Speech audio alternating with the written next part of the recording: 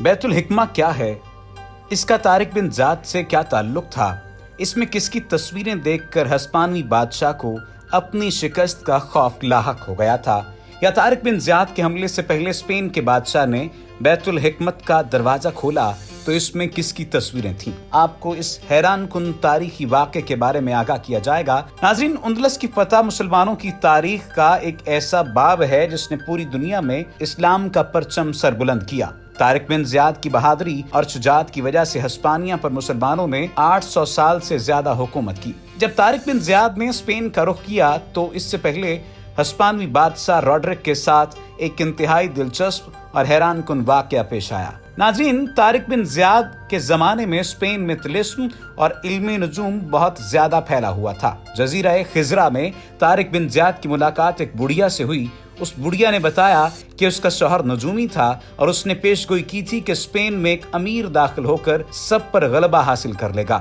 اس کی نشانی یہ ہوگی کہ اس کا سر بڑا ہوگا اور اس کے بائیں بازو پر تل ہوگا جس پر بال اگے ہوں گے۔ طارق بن زیاد نے بڑھیا کی بات سنی تو اشتیاق ہوا اور اس نے اپنا بازو کھول کر دیکھا تو واقعی اس پر تل تھا اور اس پر بال اگے ہوئے تھے۔ یہ تو ہوئی طارق بن زیاد کی بات۔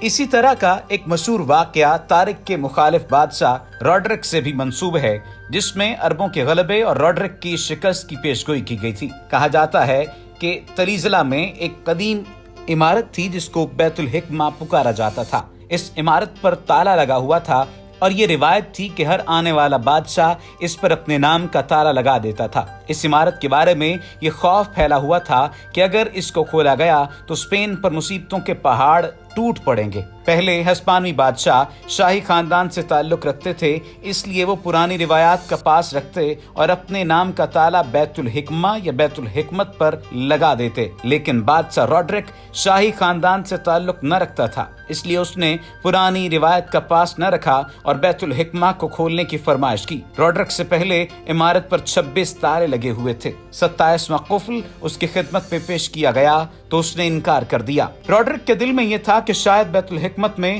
زر و جواہر رکھے گئے ہیں، اس لیے اس کو کھولنے کی اجازت نہیں دی جا رہی۔ اس نے اپنے مذاہبوں کے سامنے یہ بات رکھی تو انہوں نے کہا کہ اگر اسے مال و دولت کی طلب ہے تو پورے ملک سے زر و جواہر کے ڈھیر اس کے قدموں میں ڈال دیے جائیں گے، لیکن وہ اس پراسرار عمارت کو کھول کر عذاب کو دعوت نہ دے۔ روڈرک نے اپنے مصاحبوں کی بات نہ مانی اور بیت الحکمت تک پہنچ گیا اور سارے قفل کھول دیے۔ عمارت کھلی تو سامنے زر و جواہر سے مزین خوبصورت میز رکھی ہوئی ملی، جس کے بارے میں پتہ چلا کہ یہ مائدہ سلیمان علیہ السلام ہے۔ یہ میز فلسطین کی فتح کے بعد وہاں سے لائی گئی تھی۔ اسی کمرے میں بادشاہ کو ایک صندوق بھی ملا۔ اس نے اس کے تالے کو کھول کر دیکھا، اس میں چند تصویریں بنی ہوئی تھیں جن کی شکلیں عربوں سے ملتی تھیں۔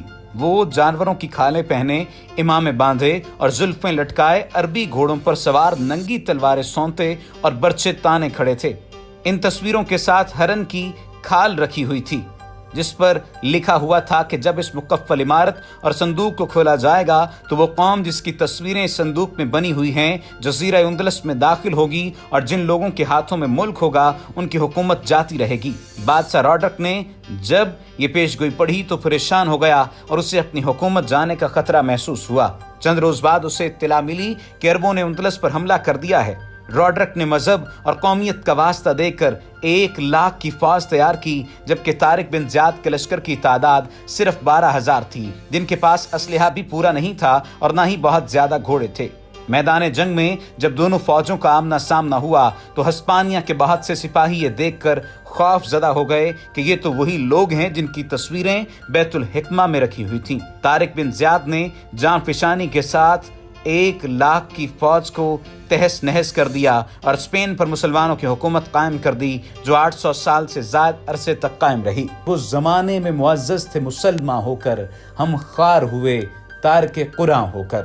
جب تک مسلمان رسول نبی کریم صلی اللہ علیہ وآلہ وسلم کی زندگی پر عمل پیرا رہے، در حقیقت وہ کامیاب رہے، اور جب اس سے ہٹ گئے تو وہ ناکام ہو گئے۔ ناکامی ان